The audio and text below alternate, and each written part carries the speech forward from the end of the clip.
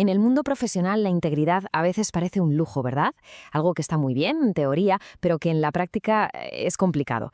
Bueno, pues hoy vamos a darle la vuelta a esa idea. Vamos a ver cómo la integridad, lejos de ser una debilidad, puede ser el arma más potente cuando todo se pone en contra. Y esta es la gran pregunta, el meollo de la cuestión. No es algo teórico, para nada. Es esa sensación que mucha gente tiene en el trabajo, la de que para sobrevivir hay que ceder un poquito aquí, otro poquito allá, jugar al mismo juego que los demás. Pero, ¿y si hubiera otra manera? Porque, seamos claros, el foso de hoy no es un agujero en el suelo con leones de verdad, es algo mucho más sutil. Es el foso de la ansiedad por los resultados, de las políticas de oficina, de la ambición tóxica de otros. Es un lugar sobre todo emocional y ético, donde se pone a prueba de qué pasta estamos hechos. Vale, esta es nuestra hoja de ruta. Primero, vamos a definir bien qué es ese foso moderno.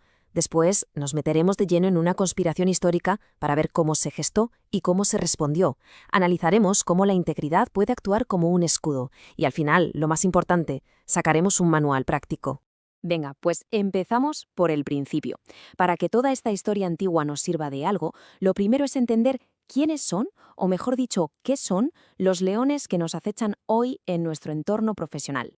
Y ojo, porque no hablamos de animales. Los leones modernos son la ansiedad que nos empuja a coger atajos. Es la presión del equipo para que hagamos lo que hacen todos, aunque sepamos que no está bien. Es la ambición sin límites de algunos, o simplemente esa vocecita que nos dice, venga, elige el camino fácil, que no pasa nada. Esos son los verdaderos depredadores de nuestra integridad. Muy bien. Con esto en mente, viajamos en el tiempo. Pero no para una clase de historia, ¿eh? Vamos a analizar este caso como si estuviéramos hablando de un ejecutivo de altísimo rendimiento, Daniel, que se enfrenta a un ambiente laboral tóxico en la mismísima cúpula del poder. Aquí se ve el choque de trenes, clarísimo. Por un lado, Daniel, un profesional brillante, competente, eficaz. Y por otro, un equipo de colegas, los sátrapas, que, como no podían competir con su rendimiento, decidieron ir a por él. Su integridad era tan sólida, tan evidente, que para ellos era una amenaza directa. Y esto que le pasó a él tiene un nombre: envidia política. Es ese mecanismo tan destructivo que se activa cuando alguien es tan bueno en lo suyo que es imposible atacarle por su trabajo. ¿Cuál es el siguiente paso? Atacar a la persona, a su carácter, a sus principios. Como no le encontraron ni un solo fallo en su gestión, fueron a por lo único que les quedaba: sus valores. El plan fue, la verdad, maquiavélico. Consiguieron que el rey firmara una ley que prohibía, durante un mes, rezar a cualquier dios que no fuera el propio rey. Sabían perfectamente que Daniel era un hombre de profundas convicciones y que no iba a ceder. O sea, diseñaron una trampa para que su mayor fortaleza, su coherencia, se convirtiera en su propia sentencia de muerte. Y aquí, justo aquí, llega el punto de inflexión. ¿Qué hace un líder cuando sabe que le acaban de tender una trampa mortal? La respuesta de Daniel es, va en contra de toda lógica de supervivencia política que conocemos. Fijaos bien en esta cita, porque es brutal. En cuanto se entera de la nueva ley, Daniel no se esconde, no cambia su rutina ni un ápice, no se pone a rezar en secreto. No, hace exactamente lo mismo que hacía todos los días, pero a la vista de todos. Es una declaración de principios radical. Claro, es que hay que entender esto no como un acto de fe ciega, sino como una estrategia de liderazgo potentísima. Primero, no cambiar la rutina. La coherencia es lo que te da autoridad moral.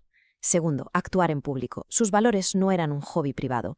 Y tercero, y más importante, demostrar que hay cosas que simplemente no son negociables, ni siquiera por salvar el pellejo.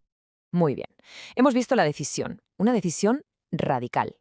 Pero, ¿y el resultado? ¿Qué pasó después? Pues aquí es donde la historia da un giro y vemos cómo la integridad se convierte literalmente en un escudo. Las palabras del propio Daniel a la mañana siguiente lo resumen todo a la perfección. Su defensa no es una excusa de última hora. Su defensa es su historial, su trayectoria.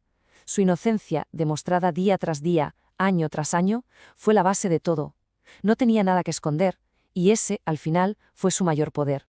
Y el resultado fue un vuelco total de la situación, como vemos aquí. Daniel no solo sobrevive, sino que es ascendido. Sus acusadores, en cambio, reciben el castigo que habían planeado para él. Y lo más impactante de todo, la integridad de una sola persona consigue cambiar la política de todo un imperio. Vale, la historia es fascinante, pero ¿cómo nos llevamos esto a nuestros propios líos y desafíos? Vamos a destilar todo esto en un manual práctico, en una guía para nuestros fosos profesionales del día a día. Aquí lo tenemos. Primero, y esto es clave, Define tus no negociables en tiempos de paz. No esperes a que estalle la crisis para decidir dónde están tus líneas rojas. Segundo, que tu integridad sea un hábito, algo visible y constante. Que tu reputación sea tu coherencia. Tercero, confía en que a la larga tu carácter es tu mejor defensa. Y cuarto, entiende cada crisis como una oportunidad de oro para demostrar de qué estás hecho. Y esta es, para mí, la idea más potente de todas. Muchas veces nos pasamos la vida intentando esquivar los problemas, evitando los conflictos, evitando el foso. Pero la gran lección aquí es otra. El objetivo no es tener una carrera profesional perfecta y sin obstáculos, sino construir un carácter tan sólido que, cuando llegue la crisis, porque llegará, seamos dignos de salir de ella. Y terminamos con esta pregunta, para darle unas cuantas vueltas. Si hoy mismo una persona se enfrentara a esa prueba definitiva, a esa presión brutal para ceder, ¿qué encontrarían esas fuerzas, esos leones? ¿Miedo? ¿Disposición a negociar los principios? ¿O se encontrarían con una integridad tan sólida, tan real, que simplemente no tendrían nada a lo que agarrarse? La respuesta, claro, define la clase de líder que cada uno es y que puede llegar a ser.